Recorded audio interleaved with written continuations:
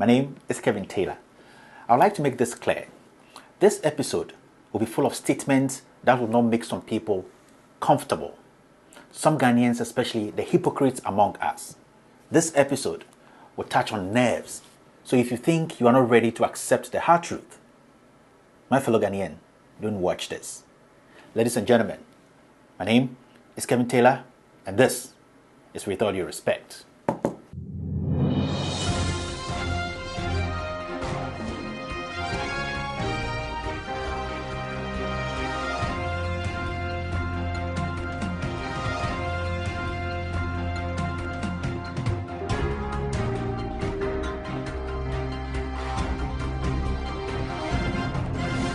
So with all due respect, I am one of the thousands of Ghanaians who felt that the previous administration led by John Dramani Mahama didn't deserve to manage this country because most Ghanaians like myself were made to believe that John Mahama was never qualified to be our leader because of his lineage and how his name sounds.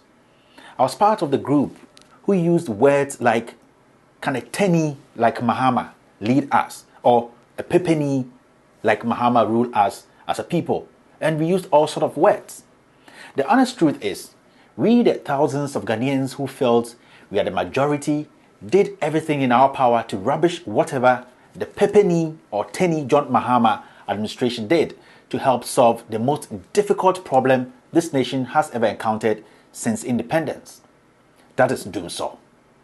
We, these same people, or we, these same Ghanaians who felt a Pepeni or a Tenny like John Mahama could not lead us as a people, also managed to put an idea into the minds of other Ghanaians to think the perfect replacement for Mahama was one of us. We, the same people, came together to sabotage, to disgrace, to rubbish everything the Pepeni, yes, I'll keep saying that, the Tenny John Mahama did in terms of infrastructure development and more especially the massive investment he made in this country's energy sector. The shocking thing about this honest truth is that we made Ghanaians believe that our preferred candidate was more qualified, more intelligent, and more accepted because we believe he had his formal education in Europe, specifically in the United Kingdom, so he was smarter than the Gonja boy who never got that opportunity. Now, let's set the record straight. My fellow Ghanaians, the Pepeni, the Tenny John Mahama, who never sat in class with the so-called intelligent white kids in London, has been able to prove to us Ghanaians that he's more of an asset to us than the liability we have imposed on ourselves for the past 3 years. Yes, liabilities full of lies, liabilities full of pettiness and greed. This same Mahama we hated and called Pepeni or Tenny was able to sustain the energy sector by purchasing a 225 megawatt car power. This Tenny Mahama was able to purchase a 250 megawatt Ameri power. He tried and he invested in 220 Pong power plant and 110 megawatt Abuade plant. Now, if there's one thing I honestly respect about this same Pepeni or Tenny John Mahama we hated for no reason was his ability to find a long-term solution to doomsday. Now, what do we see today?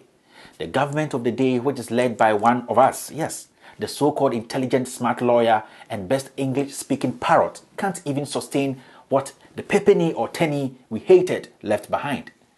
Today, doomsday is inevitable whilst flimsy excuses are being given to please the base of a political party. Ghana is in crisis as we speak, but we have refused to speak because one of us, yes, one of us is president today. Instead of government being truthful to we the citizens on how they have failed to manage all that was left for them, they have stupidly decided to please their ignorant followers by lying to we Ghanaians that the damning doomsday we are experiencing today in Ghana is just a short-term problem caused by our road construction works at Pukwase. How stupid can we be as a people to allow such empty heads to disrespect us? It is a fact that doomsday is inevitable, and the quicker we the people come to accept this current government is clueless in solving the problem, the better for us as a people. I know some hypocrites among us who are filled with hate and have failed to think with their brains will pretend that the words I'm using today is unheard of, especially calling ex-President Mahama a Tenny or Pepeni, which we the majority use as our political statement when we needed power. Let us stop these mind games and speak the hard truth to each other. We, the NPP, came to power because we used tribalism as a weapon. We know for a fact that the unprecedented infrastructure development that Pepeni, yes, that Gonja boy did is unprecedented in the history of this nation. The truth is, as I speak, this present government has disappointed everyone.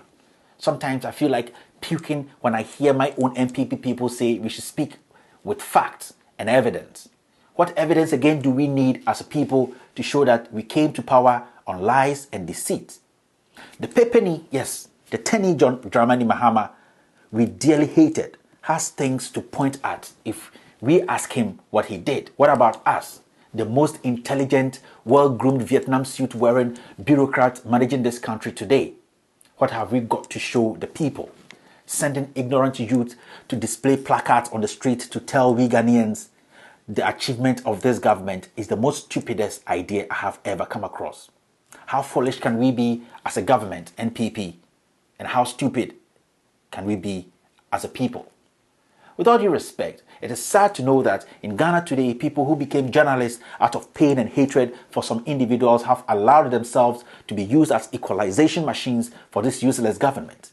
They now contradict themselves without shame and expect the ordinary Ghanaian who knows what a bad government looks like to fall for such stupid propaganda.